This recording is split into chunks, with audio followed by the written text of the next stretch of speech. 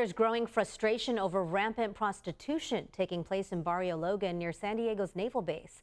Despite several crackdown efforts by San Diego police and the city, people who live and work in the area say the problem is getting worse.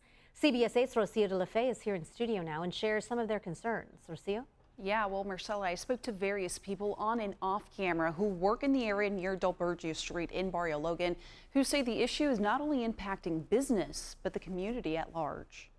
It just seems like a lot of our frustration falls on deaf ears. Videos and pictures taken by a CBS 8 viewer shows several women walking up and down Del Burgio Street in the middle of the day. In one picture, you can see kids walking home from school in the background.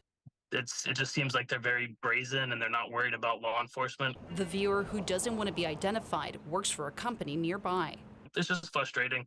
Like I said, our business is down the street, so we deal with a lot of the soliciting, and there's also just a lot of like homeless people. And He says today alone, he counted several women on the streets. at one point, I counted 10 separate women, on the same block on either side of the street, all out there, very minimal clothing, some of them not wearing pants, some of them, flashing their top to people driving by. And it's just sad because there is, a school in a neighborhood a block or two away. What these women are doing is not technically illegal. In July of 2022, Governor Newsom signed Senate Bill 357, which repeals a statute that prohibits loitering with the intent to engage in prostitution. Last month, multiple law enforcement agencies conducted a major sex trafficking operation in San Diego and National City that led to 46 arrests.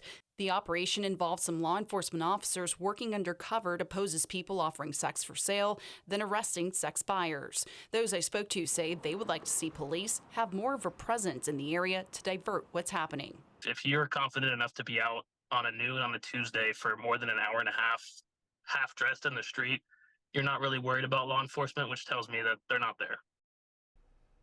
Now, I reached out to the city of San Diego and police about these concerns, and they acknowledge that this is an issue they are actively working on resolving. San Diego police have agreed to talk to us at a later date to go over some of the work happening behind the scenes to address this issue.